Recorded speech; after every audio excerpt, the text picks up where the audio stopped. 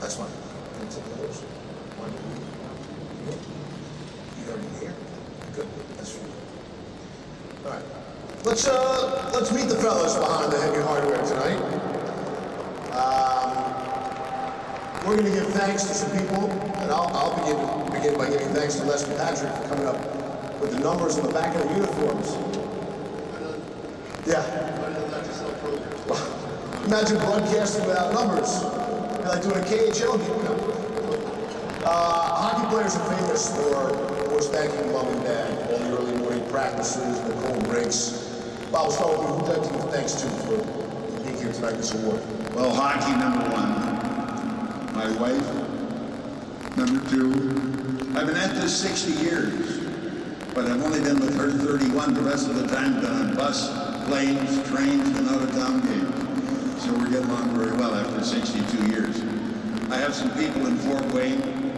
Blake Sebring, who's the hockey writer for the New Sentinel, has been very instrumental in helping me begin to understand what this all means. A fellow by the name of Don Netter, who was a minor hockey league player. And of course, overall, all the people who ran the Fort Wayne franchise.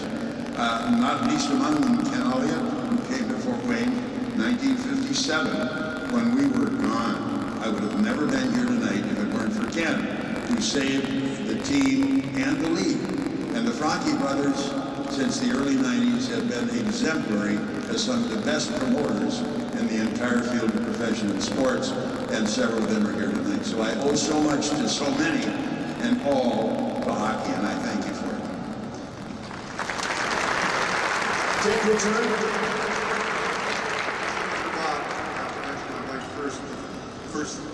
The first thing we did as a married couple was Elliot came to New York Rangers game at Madison Square Garden, and then we left the next day for a honeymoon.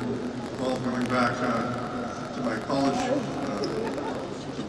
watch their team work out for a couple of their games and get the ice with. So she knew, I think, pretty early on what she was getting into. The reason, the people to thank for me is just all the people that are involved with hockey. I grew up around. I was very fortunate. My grandfather and my father were involved. And there's not a better group of people in the world than people that are involved with National Hockey League and hockey in general. So I always wanted to be part of it. I've been lucky enough to be part of it. I hope to continue to be part of it for a long time to come. Hockey's been very lucky to have you as well, and your entire family team. And certainly loyalty and hockey circles. It's a true story. Bob, I got a tweet last night sent personally to me from a gentleman from Central New York. Said he grew up in the 60s. He turned into Bob Chase, College Hockey, WOW, and thanks to him, I'm a lifelong hockey fan. My uncle from New York gave me the exact same story about an hour ago. You must get hit with that a couple times a day. What's that like? There are so many hockey fans in the country that are lovers of the sport because of the joy you brought to them. Well, I was very fortunate to begin with being on radio station WOWO in Fort Wayne. They were a 50,000 watt clear channel station. And in the early stages of the old IHL, I was the only broadcaster around. So everyone from everywhere in all the league cities as well listened to me, but I would get mail from all over Canada, South America, Europe. It was just an amazing thing. And I got very, very, very serious about the custodial responsibility I had, not only for the station, but also for the sport I was broadcasting. I made many friends with hockey players, moms, dads, you name them, who used to sit and listen to me because their kids were playing in Fort Wayne. And this one big French kid from Montreal, he said, you know, my mother is in love with you. And he says, my mother and father are coming in this weekend. And when I looked at his dad, I was glad I wasn't that man. What a big guy. And but they were beautiful people. And I've made so many wonderful, wonderful friends that I've never met. And I'm thankful to hockey for that. The great Vin Scully doesn't even do road games. Bob's going to do every single game, his 60th season, riding the buses in the minor leagues. And so the other question you get is, you must have had the opportunity to go north to the National Hockey League. Why stay? Well, I had several wonderful opportunities. First one was in Detroit. And the day the Red Wings called me was a Monday in September, and I had just accepted a new responsibility for my radio station, and they were wonderful to me, and I had a great job. And I'm a Michigan guy, and my life would have been to kill to get the Red Wing job. I wouldn't accept it because I have a lot of responsibility and loyalty to my company. Another one that was very attractive to me, and I had several interviews and had already been introduced as the voice of the St. Louis Blues when the Salmons were running the team. They called me on a Friday at 4:45. I was leaving to go to Indianapolis to do the Indiana High School Athletic Association basketball championships, so I couldn't answer the bell and go.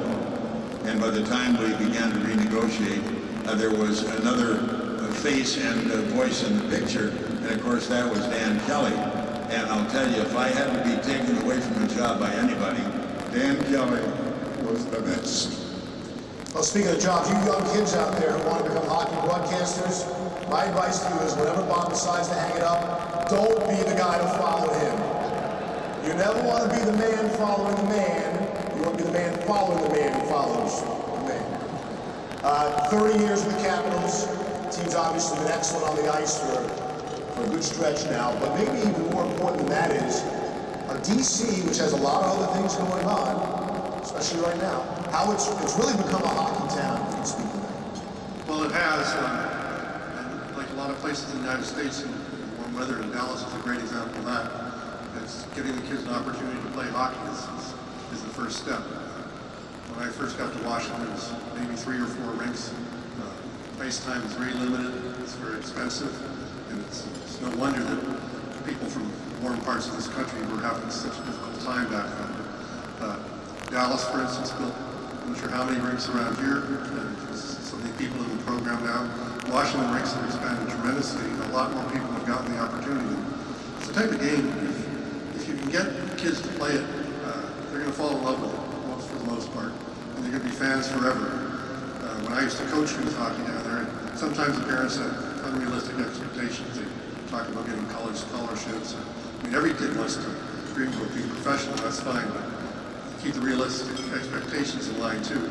If you can just get these kids to play hockey, they can enjoy it, whether they're a house team, a travel team, and some of them, progressed far beyond that. We had Jeff Halpern played for the Washington Capitals twice with our captain, and he grew up and learned all this hockey right there in Washington. And there are other examples. So it's a question of having the ability for kids and rinks to go to, and people, the coaches and the people that run those programs, part of USA Hockey.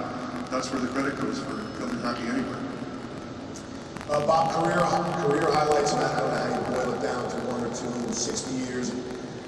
I was told you interviewed Frank Sinatra. Was he into the second and third period or the first and second? That's the second intermission, yeah. No, come on, he really wasn't. Frank Sinatra was in the building once in the game? No, he wasn't. The Frank Sinatra thing is true, but it's a lot different than that.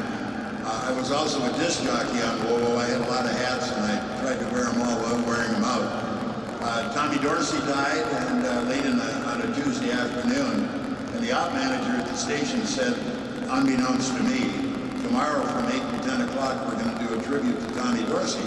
The 6 o'clock newscaster said, yes, that's going to happen. It'll be narrated by Bob Chase. And I was the most surprised guy in the house. After the newscast, we got to work, and we started calling all over North America to find anyone who had any relationship to Tommy Dorsey.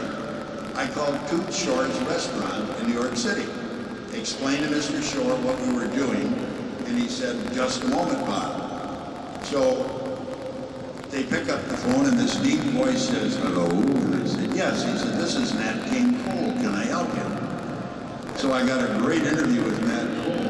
Mr. Shore came back and he said, how was that? And I said, that was unbelievable. May I have an interview with you? Well, sure. Is there anything else I can do? And I said, well, this is really a long reach. But if there's one person I would love to talk to, it would be Frank Sinatra. And there was a little pause and he said, give me your phone number. I'll call you back within 20 minutes. He called back and said, between 8:30 and 8:45, you call this number. Don't be early, don't be late, or you won't get it. And I called about 25 minutes till 9, and Sinatra answered the phone, and and I had a 10-minute interview with him on Johnny Dorsey. Unbelievable. Dick, can you top that? No, I don't think I can. I did meet Frank Sinatra at those shores. So if that counts, and I've gone to several of these Lester Patrick dinners, and the first one I went to was in like 67 or 68, and it was at Tush Shores, and I was still in college then when I presented the trophy to Tommy Lockhart, a long time New York Ranger and other teams up there. So I'm not sure if you call him at Frank Sinatra's place, but I'll tell you that was a pretty wild place at Tush Shores back in those days, and that's all I'm going to say about that evening. I met him. A legendary watering hole in New York City for sure. Got a moment, Steve? Yeah. I noticed Steve and I are both under the same influence. A couple of weeks ago, knowing I was going to be honored here, my wife took me out to buy me a new suit. The suit I'm wearing, she fell in love with immediately because it has vertical stripes, and she said, that reminds me of Barry Melrose, buy it. Steve's wearing the same suit. Barry remains quite an influence in both of our lives. Changes you mentioned in the D.C. area. How about changes all across the country in hockey and going forward? How do you see it playing out? Well, I think the USA Hockey itself has played a huge role in that. And they deserve a tremendous amount of credit, starting with the people that spoke here tonight at the very top of the organization. But they lend so much support to the growth of hockey in the U.S. And we had a coaching symposium that we were part of hosting in Washington a few weeks ago. There were hundreds of level 5 coaches there. And USA Hockey sets the standard for what goes on in these programs, for coaching, for evaluation, and gives it the type of organization that it really needs. I mean, kids are going to love hockey if you set a rink and they have sticks and a puck. They're going to go out there and enjoy it. And you can put some structure to it and get the people that volunteer, the local people that are coaches that run the programs there. They, as I said earlier, they deserve the credit because it's, you know, I remember coaching some of the practices were like 5:30 in the morning. And that's hard for a lot of people. But the people that do it, the people that are there, I used to tell the parents, don't tell your kids what to do on the rink because that's what we're supposed to do as coaches and we get confused. But if you ever, or he or she, that time, you never want to come to practice or a game, no matter what the time of the day is, call me because then we're doing something wrong. This is supposed to be all about fun. They should be enjoying it, and we never had a kid miss practice. Dick, last thing for me to wrap this up. I don't believe there's any Levy Award out there or any kind of Levy Award coming. What's it like to win an award that has your family name on it? What was that? Getting that phone call? Well, it was pretty, it caught me by surprise. I wasn't expecting Gary Bettman called and left the message on my voicemail. I gave him a call. I said, oh, what have we done now? I was thinking some big fine for the Caps. But I called him back and he told me I was getting the award. I didn't sort of taken aback. I never ever thought about it or was expecting it, but I thought about it after I got off the phone. It probably was a little extra special to me because I knew my grandfather, I knew Lester Patrick. Growing up, I was starting high school when he passed away, and I really didn't know everything he'd accomplished because he's a grandfather. I just know him as that. But as I say, growing up around hockey and seeing other people that have won this award, it meant a lot to me. I guess a little bit extra because it's named after my grandfather. Tell me about your phone call. Phone call you received.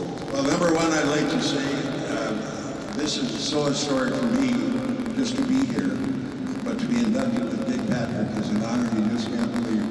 Thank you.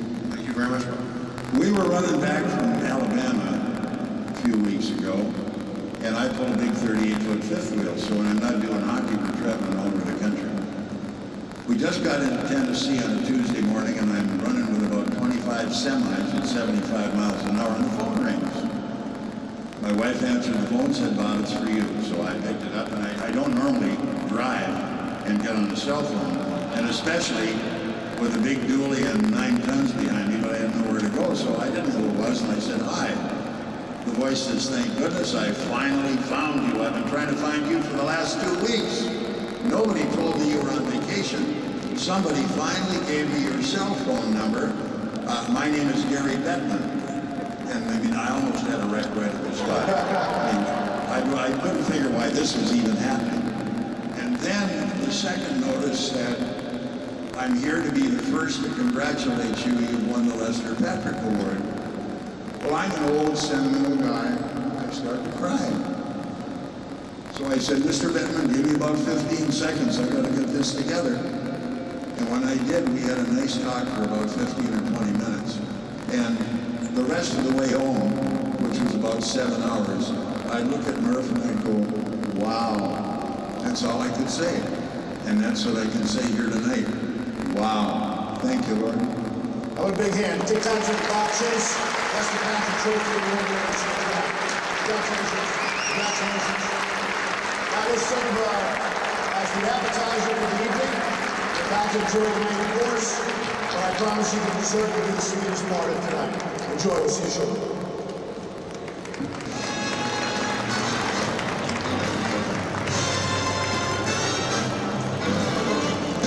Stars Club behind Reunion Arena. Anybody ever been there, Mr. Allen? Oh yeah. Is that even still there or not? No. I hope nobody shows up on my account. Reunion Arena was unbelievable in the heyday. As loud as they come. And in terms of post-game parties, I understand the Stars Club was excellent. Personal thanks for all the people here at the Marriott Hotel taking such good care of us for this fine meal. We appreciate their efforts.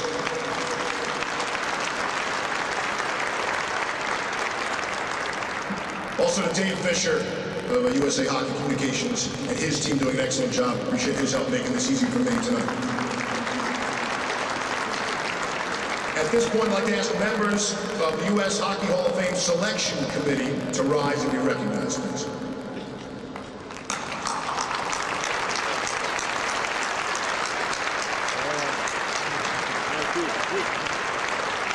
That's a tough group to win over. If Wayne Gretzky never scored a single National Hockey League goal, he would still be the NHL's all-time leading scorer. It's like my favorite statistic. If you don't believe me, look it up. I checked it again today. You can win a lot of money at a bar from people on that. Think about that. If he never scored a single goal, he'd still be the all-time leading scorer. Quite simply what that means is he had more assists than anyone else had career points. The guy should have an award named after him, and he does. The Wayne Gretzky Award was created by the U.S. Hockey Hall of Fame in 1999 to honor Wayne, as it was awarded to its namesake its first year. Since then, it's been awarded 6 times, given to outstanding contributors to hockey in the U.S., such as Anatoly Tarasov, Bobby Hull, and Scotty Bowman. Now to present the Wayne Gretzky Award, please welcome Vice President of USA Hockey, Chair of the organization's International Council, and International Ice Hockey Federation Councilman Tony Ross. Tony?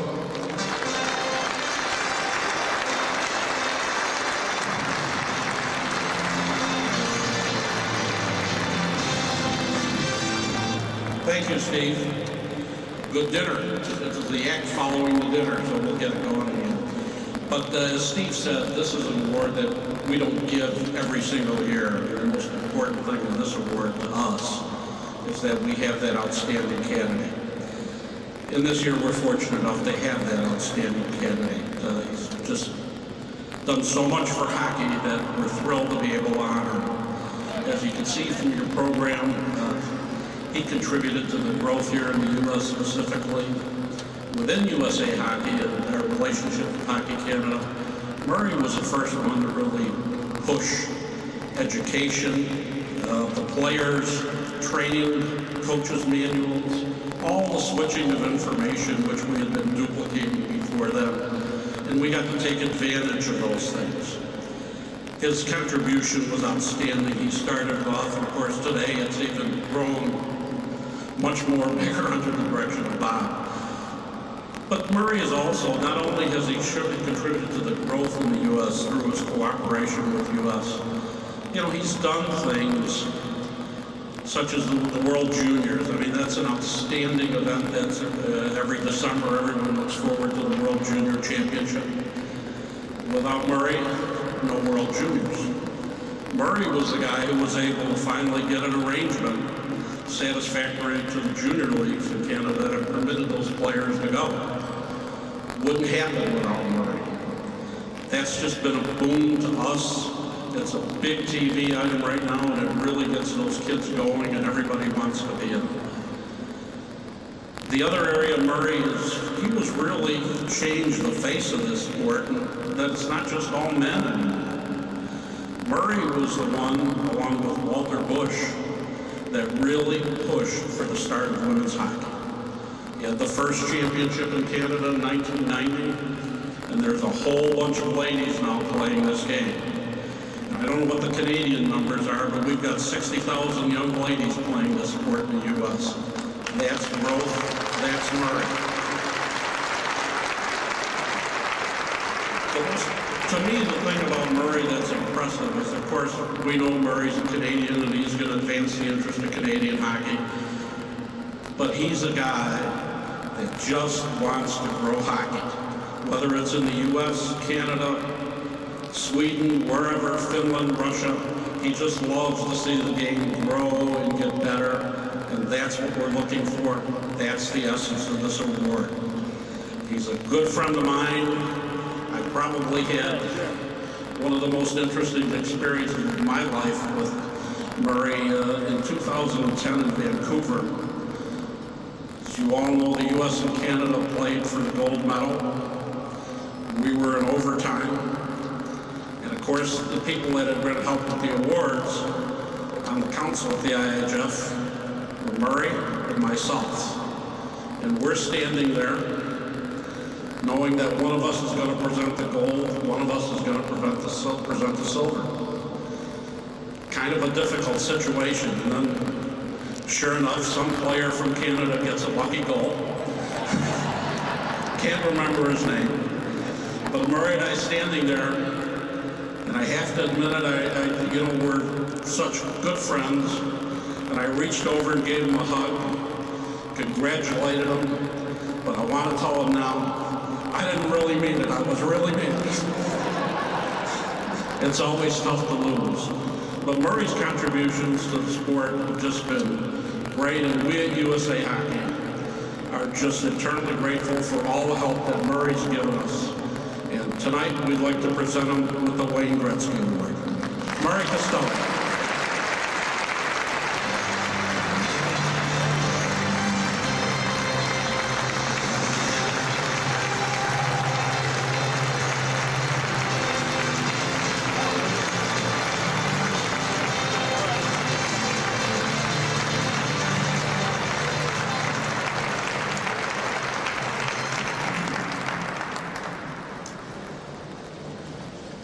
Thank you very much, Tony.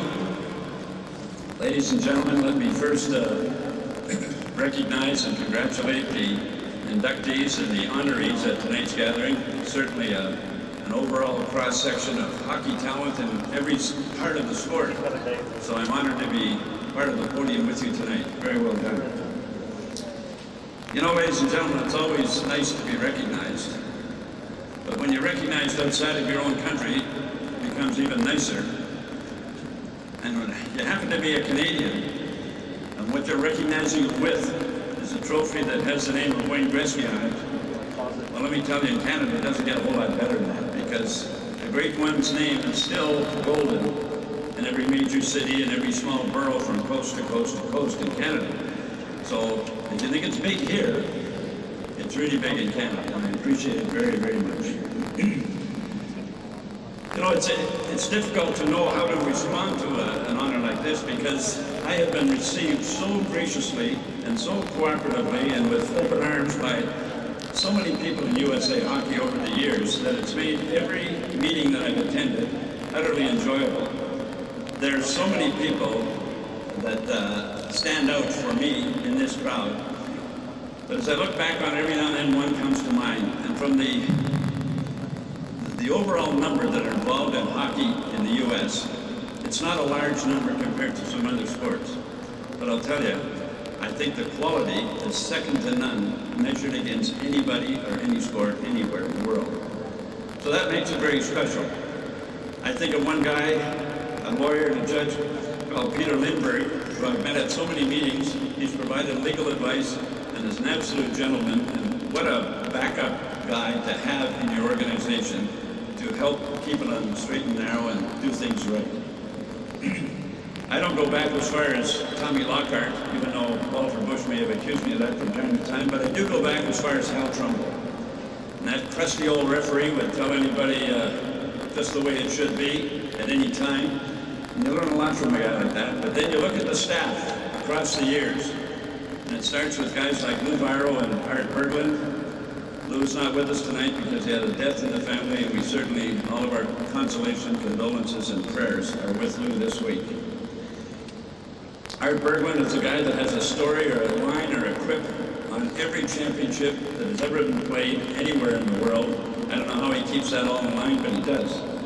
And of course, you can't mention those two without mentioning JJ, Jimmy Johansson. I know his father well, he's from Woodstock, Ken. JJ is quite something. It's the kind of story you like to hear because he's a guy that played for his country so often, played in 2 Olympics, and then steps into the administrative side and has been taking teams to national championships all over the world and doing it well. I've served on committees with JJ, and he's good value, and it's the way it should be. Players getting back into the game and making it right for the ones that follow. Speaking of appointees to committees and committee work, Digger, you've done some things right. You've put many good candidates forward for committee work in the International Ice Hockey Federation. Just one good example of that is Pat Kelleher.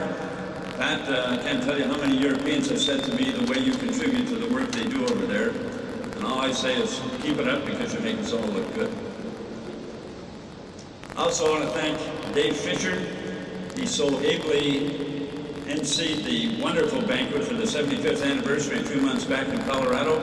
And you see the attention to detail tonight, the way it's working. But you've already had your round of applause tonight, Dave. Nonetheless, good work. And with him is Kevin Couture, we say. I think you say Kevin Couture. We're Canadians, we give it the French pronunciation, Kevin Couture. He was my go-to guy in Burlington a year ago when the Women's World Championship was there. And what a great location that was for hosting a championship in North America. The perfect sized community. I can't tell you how many volunteer people in Burlington and South Burlington came up to me and almost in tears said how honored they were to have the privilege of hosting a genuine, very real, honest-to-goodness World Championship. Boy, with that kind of volunteer help, you can't go wrong. And tying into the University of Vermont in that nice small town was genius, even to the point of having the varsity band in the corner of the arena for the final game. It really created an atmosphere that impressed all of the European teams, let me tell you. But of course, the real people that I have to talk about tonight, I just want to make sure I leave this right, is Walter Bush. There's something about this Walter Bush that's hard to explain. He's the guy that was part of the group that brought the North Stars to Minnesota. He's the guy that is, I think, involved more with USA Hockey development and the international side.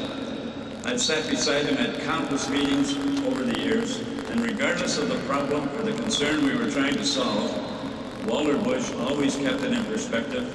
He saw the silver lining. He always remembered that it was only a game we were working in and that the sun was going to come up the next day. And he had more good one-liners than Yogi Berra ever thought of. I could just give you oodles of them tonight, but somehow, some way, he taught me how to laugh in those situations. I shouldn't say taught me how to laugh, but I'll tell you, we laughed a lot. And I really missed Walter. When he retired 3 or 4 years ago, I thought, boy, is this going to be something. But then, in its wisdom, Digger, he sent Tony Rossi. Well, let me tell you, ladies and gentlemen, there's not a more decent human being or decent couple than Tony and Marie Rossi. It's been delightful working with them. I've only been retired a month now, and I still already miss the regular calls I had with Tony to discuss the next things coming up. But that's what makes it great, and that brings us to the current administration of USA Hockey. Ron DiGregorio doing a great job as president, along with Dave Ogren, who runs the office and the staff.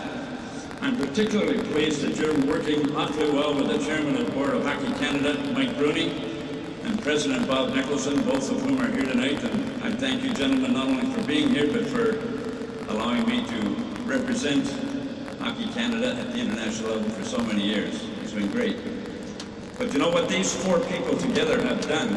I think they've been able to find that delicate mix that puts them ahead of most other sports because they found a way to keep the competition fierce and tenacious on the ice while bringing a full spirit of cooperation, collaboration, and goodwill to the meeting rooms.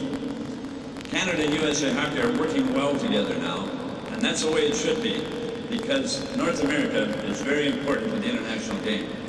The Europeans are understanding that more and more, that we bring a lot to it. In many ways, we legitimize what otherwise would be a continental European regional organization. And they have to know that, we have to keep reminding them, and we have to keep making our presence felt. And we're doing that very well now because they have to play up to our standards. And from Canada's perspective, I've often said to Bob Nicholson, I said, Bob, you know, if many more of those blue chip American athletes begin to choose our game over football and baseball, we're going to be in big trouble. And Bob's answer was always the same. He says, not in big trouble, Murray. They'll just cause us to dig a little deeper, work a little harder, and we'll match whatever standards they set. And that's healthy for the game. That's the way it should be, and that's the way we work together, and that really pleases me. So I thank you very much for this award. It's very special, but it would be wrong for me to leave this podium without saying a special word to my good wife of 52 years and counting, Denise, for keeping the home fires burning while I chase this game.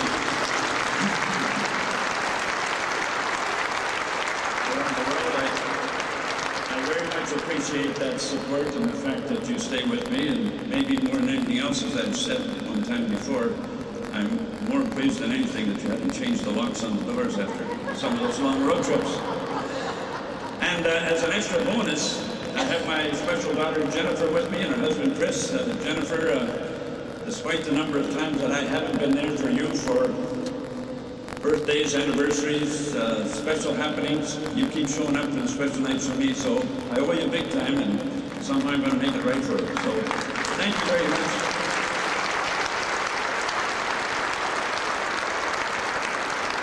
And ladies and gentlemen, just let me close by saying that to be honored this way with this award, within this federation and in this country, is absolutely special to me.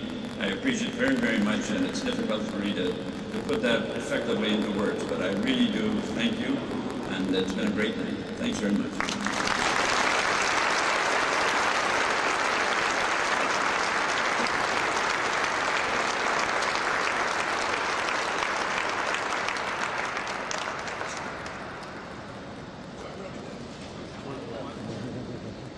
This thing right? How am I supposed to follow that? I told you, you never want to be the man to follow the man. Congratulations. Murray Costello, one more time.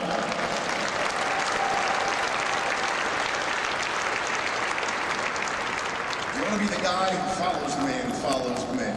All right, let's go out and meet the people. Let's room some eardrums in the process. Doug Palizari, it's your turn. Where's Doug? Hey, I almost lost you there for a second. What'd you lose? I like that. And with the microphone as well. I want to ask Tony Rossi how you say Castellano or Costello in French. Does anyone know that? Kucher, Kocher. I believe it's Costello's. Anyway, Paul Gretzky tonight. All right, you are the executive director of the U.S. Hockey Hall of Fame in Evelyn, Minnesota. Your building is about to swell with 3 new candidates coming into tonight. Tell the folks about that. You know, the museum is incredible. It's a national shrine to American hockey. It's what we do every day. We celebrate American hockey. We have 1973, the museum's been in Evelyn, and Evelyn is chosen to be the host of this because it's one of the birthplaces of hockey in our country. We've had more inductees in the Hall of Fame from Evelyn than any other city in our country. It's a beautiful museum with 20,000 square feet of exhibit space with, I think, some wonderful exhibits, mementos, artifacts. We have video presentations, we have theater, and a gift shop. But what we really try to do is present the history, some of the history of American hockey, and relive the great memories of American hockey. And of course, our biggest and most enjoyable thing is to promote the enshrinees, the people that have made hockey great in America, who are inducted into the United States Hockey Hall of Fame on our wall of fame. And we want that legacy for all of them to live on for generations, for people to enjoy it. And tonight you have three incredible people that are coming in. We're proud of all the inductees into the Hall. There's no doubt about that. But the bar gets higher every year. And these three gentlemen have given great contributions to American hockey. And we'll be very proud and honored to put their plaques up on the Wall of Fame at the Hall. At the same time, we want to congratulate our Lester Patrick winners, Mr. Chase, Mr. Patrick, and of course, Mr. Costello with the Gretzky Award. For us at the museum, this is a great day for American hockey. And that's what we celebrate every day. So we are thankful and appreciative to be a part of it. Thank you, Doug. Three more great reasons to visit the museum. All right, we're heading over to table 12. Where's Lou and Andy? Where's Lou? We need some assistance here. Squeeze it by. Things will fit a lot better. Stand up, Lou. Let's see the people. The people want to see you. There's your one shot right there. This is your moment right there. When every TV guy aspires to his one shot. So, such a wonderful contributor you are in so many ways, but in 1988, you had the #1 overall pick as the general manager of the Minnesota North Stars. There is huge pressure on general managers who have the top pick. A mistake could set a franchise back quite some time. You did not make a mistake. You selected Mike Modano. Tell us the thinking behind that. Well, first of all, I did make a mistake. I should have taken LaFontaine a couple years before that. But then I wouldn't have had a chance to make Mike Modano. So, win one, lose one. Well, we were looking for somebody at that time because we were struggling on the ice and in the stands, and we were looking for somebody to bring people into the arena and get them out of their seat. We were hopeful that the player would be a face of our franchise and would bring a Stanley Cup. Fortunately for us, and then for Dallas, Mike Modano turned out to be that player. I don't know if anybody at that time that had more charisma and a greater effect on bringing people into the arena than Mike had for us. My only question would be, if you didn't go with Modano, who would have been, just curious, who would have been the other choice? How close was the decision? It wasn't close, but many people thought it was close. But the other player was very good, and he was Linden. And Trevor Linden actually played that year, had an outstanding year. We sent Mike back to junior for one more year, and so we took a lot of heat for a year. But all we asked the people was just wait till the end of their careers and then come back and tell us if it was right or wrong. And we were very fortunate that even though both were great players, we think Mike was not only a great player, but a special player. And one of the things that people didn't realize at that time that we felt would happen was he was also a great leader. And so the North Stars and then the Dallas Stars were very fortunate that Mike Modano came along. You made the right call, Lou. Good job. Thank you. Lou Nanny, everybody. The hits just keep on coming. Like there's only one Wayne Gretzky, the great one. There's only one greatest broadcaster in the National Hockey League, and that is Mike Emery. Say hi, Mike. What do you think of my tie? You taught me how to tie these. No, your tie is excellent. You did great. Mike is, let's say he's overqualified to speak on every key member that's in the building tonight, but we only have time for one. Tell us your thoughts on Lou Lamierillo after calling so many games for his New Jersey Devils. When Lou first talked to me about coming to New Jersey, one of the things you always want to know, especially when you don't work for the team, and this was going to be a network, not working for the team, is what kind of pressures there are going to be. He said, if you can't say what's on your mind, you are no good to us. That registers big with a broadcaster. The other thing too was I was noticing some of the players that he got in. There was a lot of integrity within that group. And it wasn't until time passed that I realized that that was part of what Lou brought to the picture of the New Jersey Devils. the discipline, the commitment to defense. You talk to a coach whenever a Devils player was traded to them, he said, we don't have to teach them defense. They've been learning it for years, particularly in the minors and the NHL. But I think also the integrity. And that's the one thing that registered with me and made all of those wonderful years in New Jersey such a comfortable fit. Thank you, Mike. The great Mike Emmer, Mike Doc Emmer. Back over to team 12. David A. Jensen and Pat LaFontaine. David, good to see you. Patty, great, always good to see you, pal. If you want to stand up, say hi to the people. Dave, we'll start with you. The three of you played on a very famous line. The two of you, and Ed's looking down. I think he's afraid of what's coming here. Team USA in the 1984 Olympics went by the nickname the Diaper Line. Is that right? We do. What's the story behind that? Was it Kid Line? Kid line first. How does Kid Line go to Diaper Line exactly? I think it was Chris Chelios, to be honest with you, Tom Hirsch. Really, Chelios is the answer to every question. Who did that? It was Chelios. Exactly, it was Chelios. We were the kid line, the high-flying kid line, and Chris is like, we've got enough of that. Put the diaper line tag on and stuff. But I'll tell you, I was so proud to play with these guys. I call them the diaper man for the rest of my life. That's all right. Thoughts on it? So the player, the person, the chance you got to play with him. Well, he had a super career, and you know, Eddie was really good around the net. He had good hands. He had a strong shot. He was a smart hockey player. He had a super career, and you know, not only did he have a great career on the ice, but what he's doing with the fans and the ambassador that he is for this great game and how he's represented us is a class act. So we're proud to have him on the diaper line.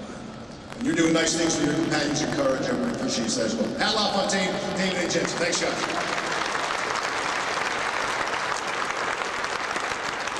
This must be like this is your life, right? Everyone know what it was like for somebody through the back of your hockey card and go on and on and on and on. At this point, I'd like to ask all the previous inductees that are in the room, the previous inductees of the U.S. Hockey Hall of Fame, to stand and be recognized. Pat, you're going to have to get up again, I think.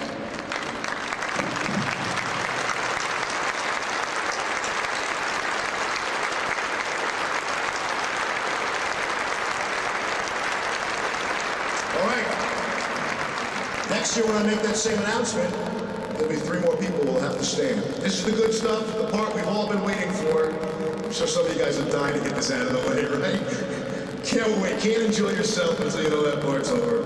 But it's the part that most of us are looking forward to, hearing from the inductees. So, once again, I'd like to ask Rodney Gregorio, the president of USA Hockey, on stage to assist in the presentation of the U.S. Hockey Hall of Fame class of 2012. As Ron makes his way up, without further ado, let's begin.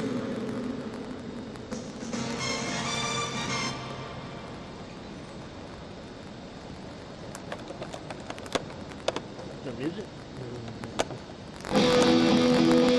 First precinct. He's one boss and that's the other boss in New Jersey. Lou Lamierillo has been and continues to be one of the great minds in the hockey world. It's all about team when you're around Lamierillo. A native of Providence, Rhode Island, Lamierillo attended his hometown Providence College. There, he displayed his leadership at an early age, serving as team captain for the school's hockey and baseball teams as a senior in 1963. Upon graduation, he became an assistant coach for the Friars and took over the head coaching job in 1968. 3 times he led the squad to the NCAA tournament, including the Frozen Four bid in his final season. In 1982, he accepted the role of athletic director. That platform gave him the opportunity to help forge the Hockey East Association. Lamierillo shouldered the new league's commissioner duties for its first 3 seasons. He was a major influence in the evolution of college hockey as he helped bring East and West together through the formation of an interlocking schedule agreement between Hockey East and the Western Collegiate Hockey Association. In 1987, Lamierillo departed the college ranks to become the president and general manager of the NHL's New Jersey Devils. During Lamierillo's first season in the front office, the Devils franchise achieved its first winning season, including 2 playoff series wins. Ultimately, Lamierillo's shrewd management paid off in 1995 when New Jersey steamrolled through the playoffs with a 16-4 record, highlighted by a sweep of the Detroit Red Wings in the Stanley Cup Final. On the heels of winning the Stanley Cup, USA Hockey called on him to serve as general manager of Team USA for the 1996 World Cup of Hockey. Lamierillo assembled a youthful yet talented squad of NHL players that upended Canada in a best-of-3 final series to win the tournament championship. It was USA Hockey's greatest international accomplishment since 1980. The Devils started the new millennium in fine fashion by defeating the Dallas Stars 4-2 in the 2000 Stanley Cup Final. Following another run to the Stanley Cup Final in 2001, the Devils won the Stanley Cup in 2003. It was Lamierillo's third championship in a span of 9 seasons. In 2012, the Devils reached the Stanley Cup Final for the 5th time during the 23 seasons in which Lamierillo had been president, CEO, and general manager. He has served as general manager for a single franchise longer than any other GM in league history. In 2009, he was inducted into the Hockey Hall of Fame. And in 1992, he was awarded the NHL's Lester Patrick Trophy for service to hockey in the United States. Joining the list of immortals who have left an indelible mark on the game of hockey in the United States, please welcome to the U.S. Hockey Hall of Fame, Mr. Lou Lamierillo.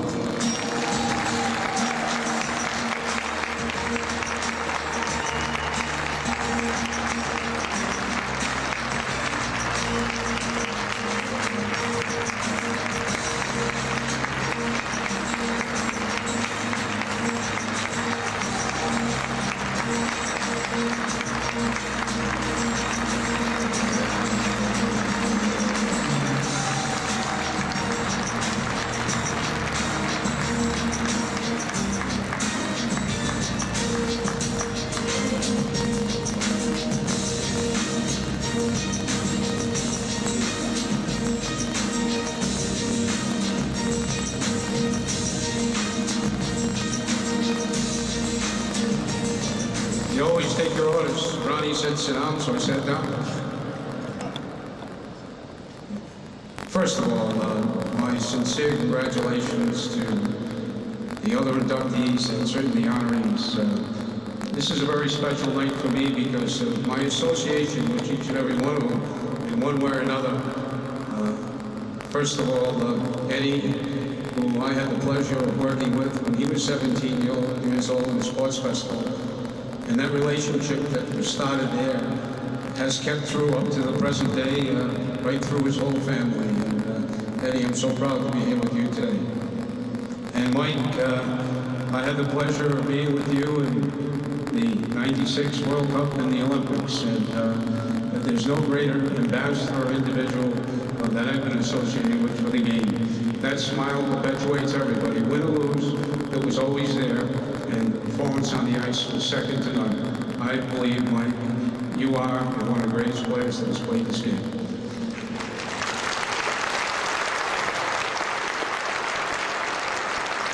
And Dick and I, Dick Patrick, that is, have been together in many board meetings over the years. And there's no question he, in his own quiet way, has established a lot of the rules and regulations that we have throughout the National Hockey League.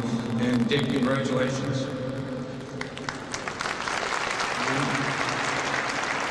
Bob Chase, I really had never had the opportunity to spend any time with you, but I felt I knew you through Mike Emmerich, who spoke so often of you. And then getting in the hotel last night and running into you and your family, and the way you were so at life, and Mrs. Chase and your whole family, and the way you love the game, and still traveling on the bus. Share some of that with me when I need it.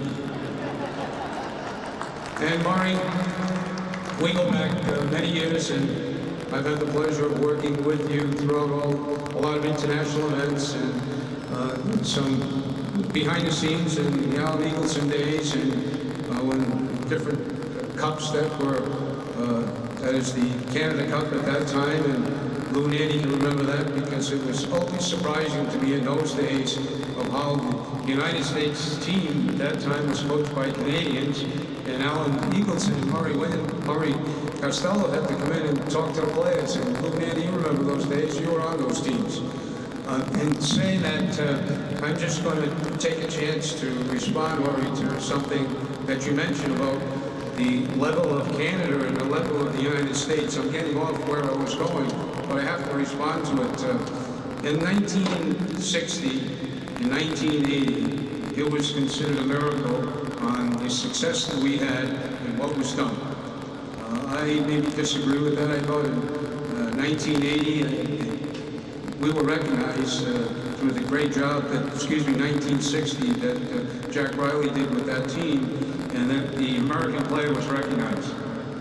In 1980, in my opinion, what Herb and Brooks did and Craig Patrick, it gave the players an opportunity to get a chance to play. In 1996, I thought that our players representing our country walked through that door and never looked back. And from an American to a Canadian, we don't have to get to your level. We expect to win.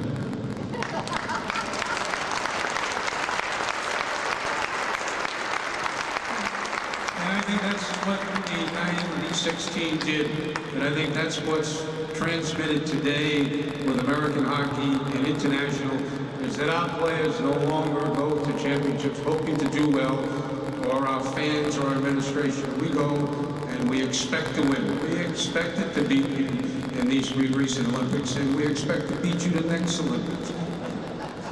And I'm always saying that because that Bob we were catching, and Bobby, where's Bobby Nicholson? Bobby played for me at Providence, and Bobby, I feel the same way, even though I love him. I'm very fortunate to do something that I love and to be a part of a sport that, as Murray said and many others say, that, in my opinion, have the greatest athletes in the world, but more important, the greatest people. And I've been associated with two other sports and still am in one other, baseball and basketball. I have not been involved with football. And the quality of the individuals that we have is certainly represented tonight by the two inductees and Mikey and Ed. They're no better ambassadors than these two.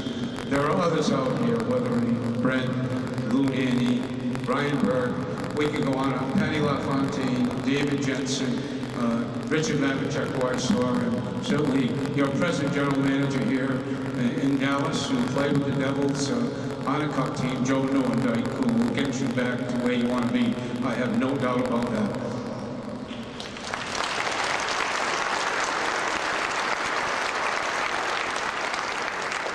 I'm fortunate in another way because behind every one individual there has to be something that allows you to do the things that you love and yet feel comfortable. First of all, my parents, and I want to share this because I'm sure they're looking down. They came over from Italy and they never got beyond the 8th and 9th grade, but for whatever reason, they made a commitment to each other and certainly to my brother and sister when we came about that we were going to get an education and my brother and I were going to play sports. And it was something that has never left me.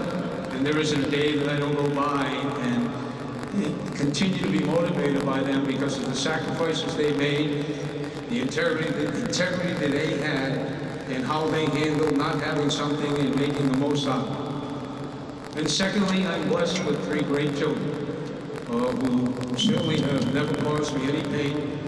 My oldest, Chris, runs our minor league organization, has been with us since '95, and has had opportunities to left, and I think he's waiting for me to get out to leave because of the competition involved. And my daughter, Heidi, who went to Providence, then went to BU graduate school, and then went to NYU, who's now just raising 2 young children, 2 grandchildren, a 4-year-old daughter and a 2-year-old boy. And lastly, my son Jimmy, who's with me here tonight, who somehow went to Boston College, didn't go to Providence College, and I always tell him the only reason is he couldn't get into Providence. But he fell in love with Boston, visiting my daughter while she was attending BU graduate school, and went to Boston College, got his law degree, passed the Mass Bar, came back the same summer, passed the New Jersey, New York Bar in the same summer, and is presently a lawyer with Devil's Arena Entertainment in our organization.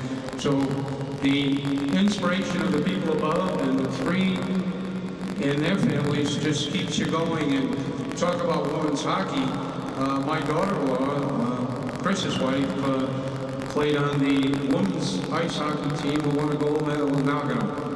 And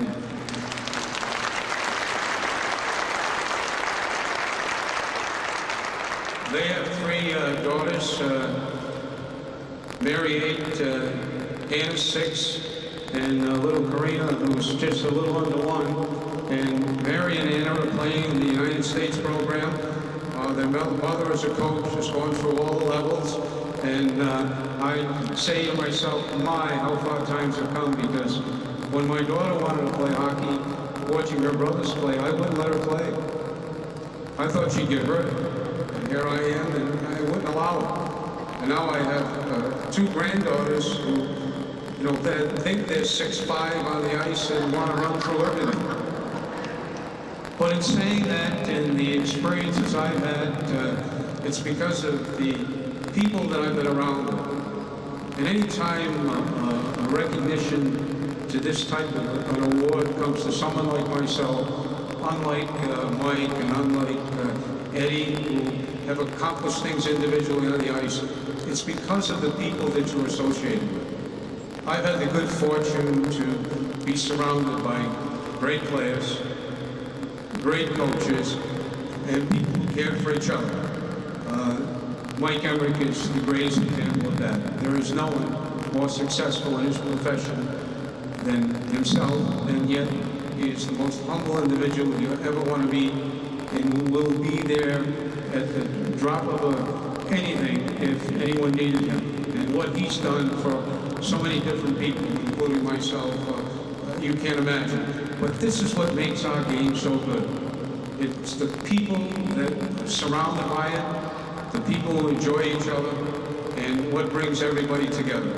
Yes, we compete with each other on the ice, and we bring everybody together in the National Hockey League, and we form our U.S. team, our Canadian team, our Russian, Finnish, and so forth.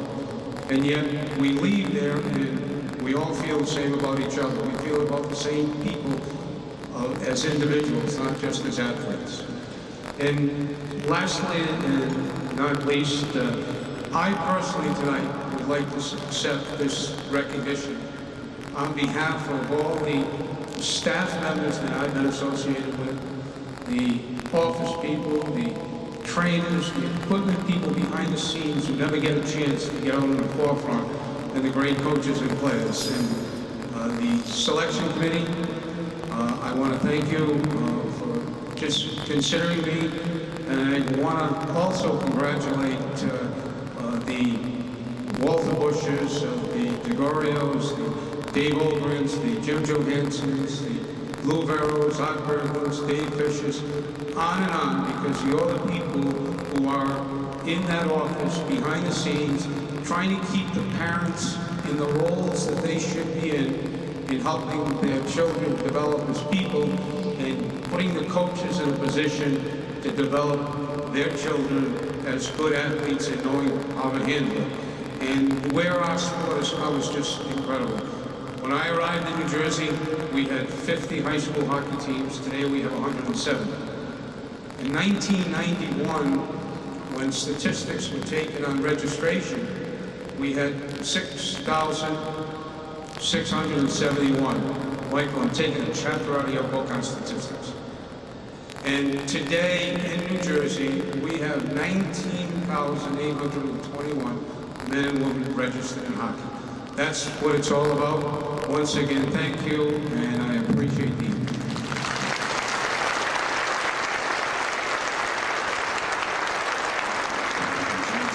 1970, in Livonia, Michigan, Mike Modano grew up playing youth hockey for the Detroit-based Little Caesars amateur hockey program, and also skated for Detroit CompuWare before moving on to the junior hockey ranks. As a teenager, Modano wowed scouts while playing for the Prince Albert Raiders. In 65 games during the 1987-88 season, he tallied 127 points. That output prompted the Minnesota North Stars to select Modano first overall at the 1988 NHL entry draft, making him just the second American to be taken at the top of the NHL draft. His formal introduction to professional hockey occurred on October 5, 1989, when he scored his first NHL goal on his first NHL shot against the New York Islanders. He finished his rookie season in Minnesota with 75 points and a spot on the NHL All-Rookie team. In his sophomore campaign, Modano followed a strong regular season with 20 points in 23 playoff games as the North Stars reached the Stanley Cup final. Over the next 2 seasons, the fleet-footed centerman emerged as an offensive force. He set a career high with 93 points, which also marked the first of 7 NHL All-Star Game appearances. When the Stars franchise moved to Dallas for the 1993-94 season, Modano thrilled the Lone Star State with a 50-goal outburst and another 93-point season. Modano's ascension in the NHL coincided with his level of importance to USA Hockey. He helped Team USA to a second-place finish at the 1991 Canada Cup. His most celebrated achievement for the United States took place in the summer of 1996, when the U.S. won the World Cup of Hockey by defeating Canada in a best-of-3 final series. Building off the success of his international career, Modano set his sights on the Stanley Cup. In 1999, Modano and the Dallas Stars raised the Stanley Cup for the first time in franchise history. On the international stage, Modano donned the Team USA crest 11 times. In 2002, he made his second of 3 appearances on the U.S. Olympic men's ice hockey team. On home ice in Salt Lake City, Utah, the United States won its group, defeating Russia in the semifinals and received the silver medal after its showdown with Canada in the final. The final seasons of Modano's career were highlighted by a variety of milestones. On March 17, 2007, he scored his 503rd career goal to become the highest-scoring American-born player. 8 months later, on November 7th, he surpassed Phil Housley's career point total to set the record for most points by an American-born player. After 20 seasons with the Stars franchise, Modano capped his hockey career where it began, in Detroit, playing 1 season for the Red Wings. Upon his retirement on September 21st, 2011, the Dallas Stars signed Modano to a 1-day contract to honor his career, one that featured 1,499 games played, the most by an American-born forward, 561 goals, the most by an American-born player, and 1,374 points, the most by any player born in the United States. Joining the list of immortals who have left an indelible mark on the game of hockey in the United States, please welcome to the U.S. Hockey Hall of Fame, Mr. Mike Modano.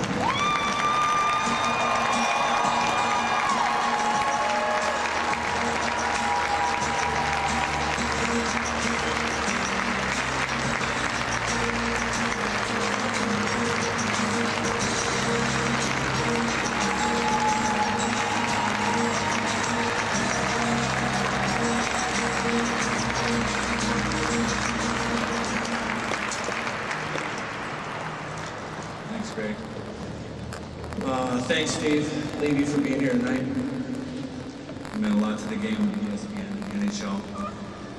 There is, I get stuff in the mail 5 or 6 times a year, and it is from Walt Disney and the residual check, so I get about $200 for that one line I did in 1990, so. And we're on strike, and Norm was there, and he let us in the building to film the thing, so it's still gone a long way, but I just want to thank everyone for being here. My family, the fans, the friends, teammates, and USA Hockey. All the people behind the scenes, Dave Fisher, for putting this event on, especially getting the call that he wanted to do it in Dallas. Walter Bush, bringing the North Stars in Minnesota. Art Berglund has been there for 25 years, a lot of my international experiences. Thank you. Selection committee for this great honor. One of the members on the committee is Reed Larson. I lived with Reed Larson in Minnesota when I played there for a couple of years. He was my roommate on the road for a couple of road trips. But he was a Red Wing first, and one of my first ever hockey camps was with the Red Wings, and Reed was one of the instructors. And when I was 6 years old, and 12 years later, he's my roommate on the road. And it's funny how time flies. And with a funny story about a rookie story that we flew, obviously commercial back then, and we're on our way from Minneapolis to Boston, and then on to Montreal. We had after our game, we had to stay overnight, get a commercial flight in the morning. And if you ever been to Logan back in the day, they had aquariums, lobster tanks, crab leg tanks, and everything that you could get in the airport. One of the guys thought it would be funny to grab a lobster or two. We get to Montreal, I'm checking in, I get my bags, I'm pulling out of my bag in my room, and I smell something rotten in my suitcase. So I unzip it, I said, Reed, I think someone put something in my bag. So we're unzipping it, and 2 full lobsters come flying out of my bag. And Kerry Taco did it, I remember, he cuts the rubber bands off the claws so that thing comes out, snapping his claws at us in our room.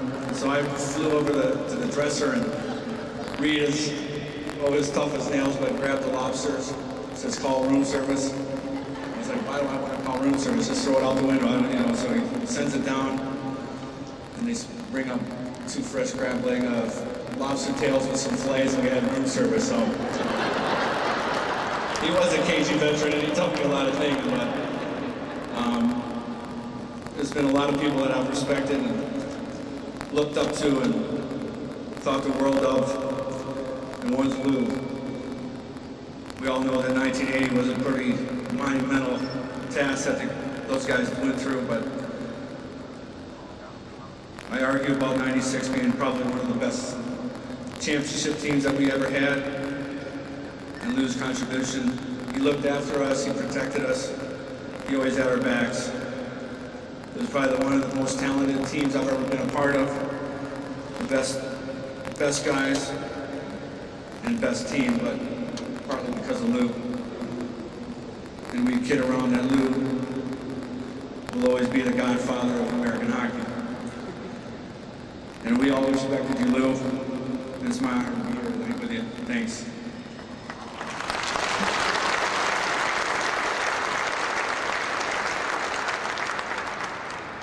Ed O and I met in 1991 as teammates in the Canada Cup. 2 years into the NHL, and I got a chance to play with Ed, Phil Housby, and Joey Mullen, Patty LaFontaine. But Ed was pretty classy. He's a great guy in the way he approached the game and handled himself on a day-to-day basis. Great sense of humor. Made the game a lot of fun. And now with Doc, they've created the best tandem on TV for us watching the game. And we're lucky to have him as the face and the voice of USA Hockey. Thanks. Thanks, Ed.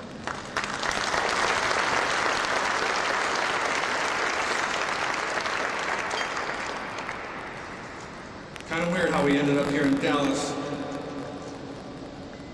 It's been a long story, a long journey. My start to hockey was very much an accident. I wasn't a big fan of the game. I didn't know much about it, but I think if you talk to my mom and dad, that was what they called had a serious problem child. Spent many hours in detention, principal offices, grounded constantly. We went through a handful of child psychiatrists. Still no answers to my issues, but I needed to find something to get my frustrations out. A friend of my dad's suggested that we get into hockey. So he took me skating one day. My attitude and my demeanor changed instantly. And that started my hockey life. A couple years in Lakeland, Waterford, Michigan. I think Patty's familiar with Waterford. I grew up watching Patty a lot as a kid. A couple years later, I get introduced to Little Caesars. Mike and Mary Illich, who meant the world to me when I was a kid. My career, minor hockey, the opportunities to play at Joe Louis as a 9-year-old in one of my first games, and one of my last games in the NHL with the Joe. To Mr. Illich, Kenny Holland, the Red Wing family, thank you for looking out for me at both the start of my career and then the end of it. In between those 36 years, there's a lot of coaches, games, experiences, trainers, broadcasters, in particular Ralph Strangis, who was announced about 1,459 of my games. Thank you for your help, your career, and your support.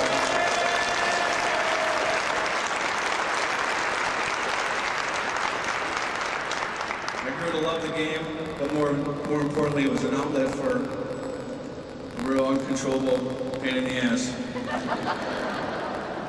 But unlike sports, it's a family undertaking. Equipment is expensive. Ice time's inconvenient. Travel very taxing. Families make sacrifices. My mom and dad did. You know, thankful. Don't get up.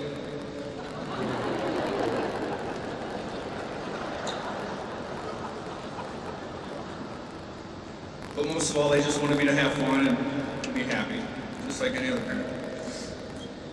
So I tell my mom to grab her glove and the trash can lid and get in that.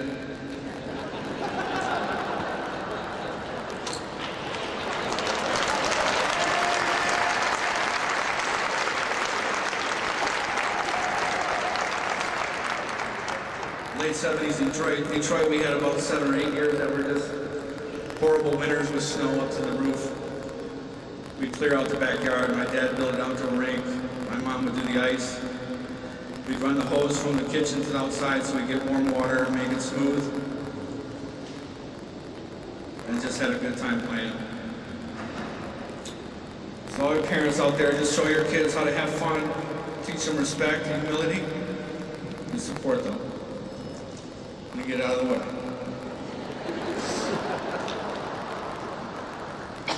So then we moved on to my teen years. At age 16, we started getting calls from colleges and junior teams in Canada. At that time, I knew it. Patty LaFontaine had left for Verdun to play in Quebec, and I knew that's what I wanted to do. I wanted to go to Canada. And that was a life-changing decision. And my parents left it all up to me at 16. But what we didn't know was we were getting a call from a guy that had a major impact on my life. Not as a player, but a person. Rick Wilson called me in July of 1986. And shortly my life would change again. And he told me I'd be heading to Prince Albert, Saskatchewan. We had no idea where that was. Never heard of that town before in our lives. Got out to Atlas and trying to find it somewhere in Western Canada. But somehow they flew planes there and we got there. So I walked into Rick's office one afternoon when I just got into Prince Albert. I was 16 and weighed maybe about 150 pounds. Had braces. kind of gave me the look like there's no way in hell this kid's going to survive up here in the Western Hockey League. Called my agent, Howard Gowards, at the time, who's here. He says, "Who did you send me?" He said, "Just give it time, be patient." But it's funny how I played when I was scared to death on the ice. Then after that first season, Rick and I sat down in his office. He looked at me, he says, "You can play this game for as long as you want." And that fall, I got invited to play the World Junior Tournaments in Moscow. My competitive fire was lit. Playing for your country is an indescribable honor. And it started when I was 10 years old, playing in the Silver Stick Tournament in Port Huron, Michigan, when the whole tournament came to a stop. Kids got off the ice, the game stopped, and we all moved to the lobby to watch a little 12-inch black and white in the lobby and watch USA beat Russia. 7 years I was in Moscow playing in the World Juniors. They still hated us for that game. But over those years, I played in 3 Olympics, some Canada Cups, some World Cup. Had the chance to play with Edo, some great players of the game: Chris Chelios, Ryan Leach, Tony Amante, Mike Richter, JR, Keith Kachuk. The best scorer of the game, seeing Brett Hall. Throw that in for you.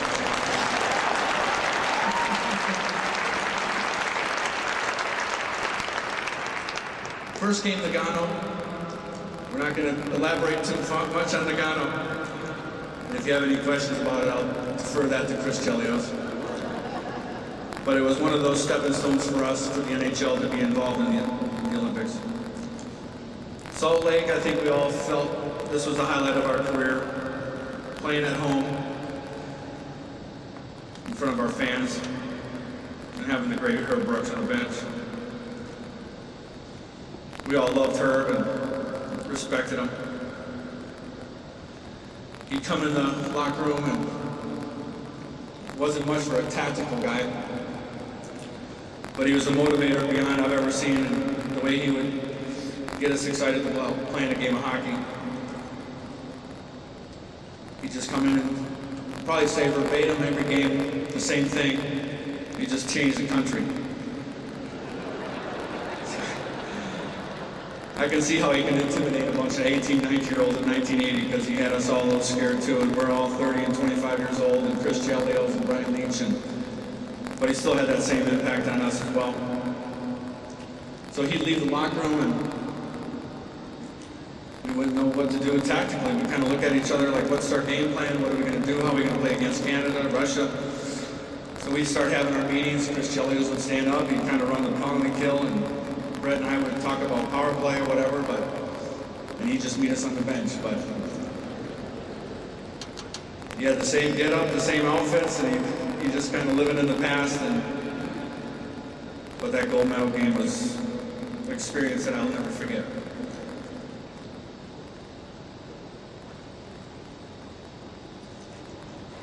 '88 came along, spring of '88. Like college kids, they do some recruiting, they go to the cities that they might go to school in.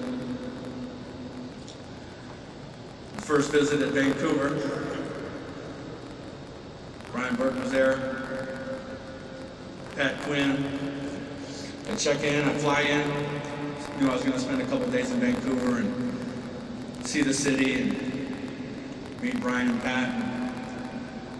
Sends me a limo, sends me to my hotel, and Tony Taney comes to the hotel, picks me up, takes me out to Vancouver as a 17-year-old, and we had a lot of fun. I called my parents and said, I love Vancouver. Took me out as a 17-year-old, and the next day we go on to Griffin's boat, tour around Vancouver Island, having beers, smoking cigars with Pat Quinn as a 17-year-old. I was like, this is the NHL, I'm coming, I'm gonna be a Canuck. And Lou Naney calls me. Lou Nanny calls me and says, well, we need you in Traverse City. I was like, why am I going to go to Traverse City, Michigan? I've been there before. I go, there's nothing in Traverse City. Well, we're having our scouting meetings here. The guns are here, the ownership. We want to make sure that we make the right choice. So I walk into hotel resort and check in and meet Lou, and we have some breakfast. And explains what the situation was going to be. And when I walk into this conference room, and it was a lot like Roger Clemens being grilled at the Senate hearing about steroids.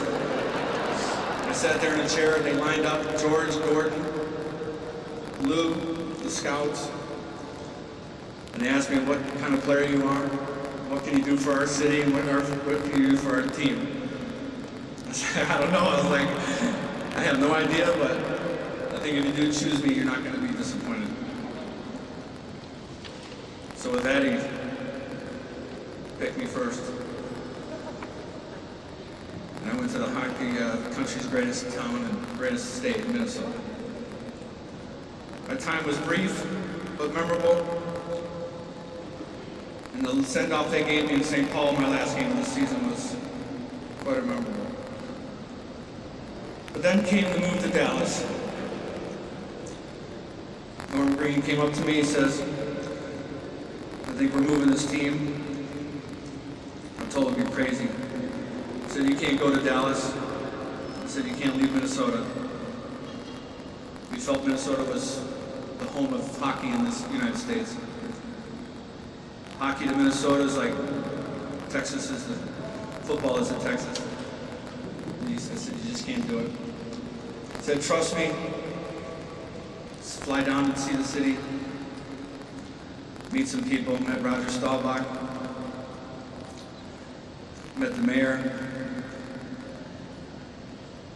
And then we made the move. And again, my life took a change that I never knew was possible again.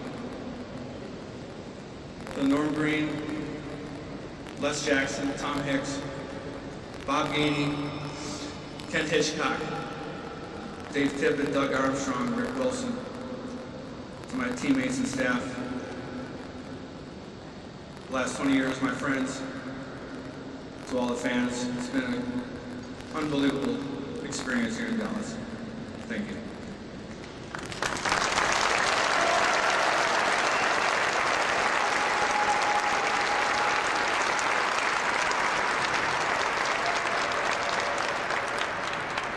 We had some great teams. We had a very long and terrific run down here, and a great ride. To all my teammates, a lot of them here tonight.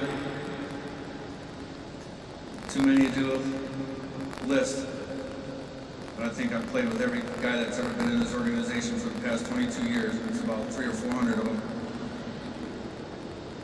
But a lot of them did a great job of reminding me on days I would forget that this is just a game.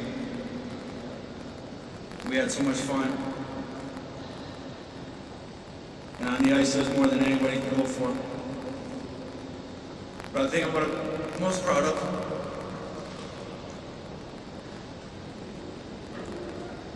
is being part of a group that brought hockey to Texas.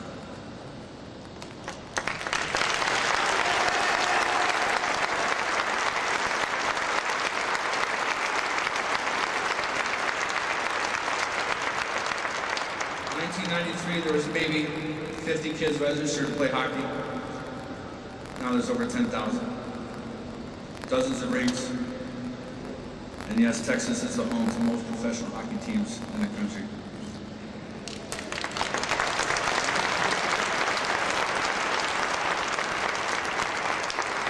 Being fortunate to play so many years, have so many great teammates, so many coaches.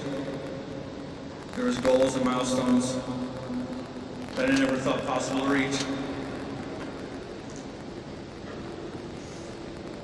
One was passing Neil Broughton.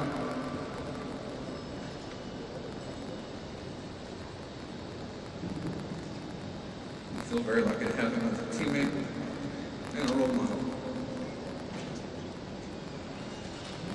The other two were passing Joey Mullen and Phil Housley for goals and points. And touched that they were able to come to Dallas for the ceremony on the ice. After passing those records, I got calls and letters from a lot of friends and teammates. But one that Rob Shigley and Jason told me to make sure I had my phone on. And we're flying from San Jose to Phoenix after that night. And the operator from Air Force One comes on, told me to please hold for President Bush. So I put that right up in the top calls I got for passing that.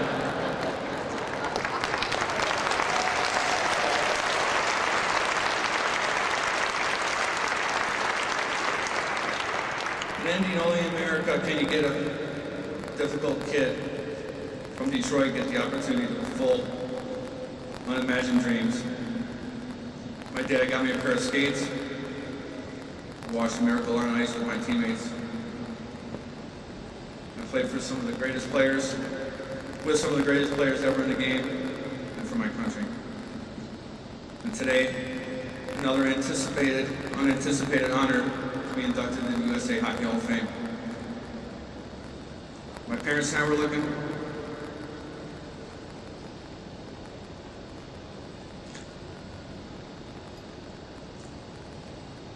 to find me an outlet. I think we found a lot more than that. Thanks for everybody.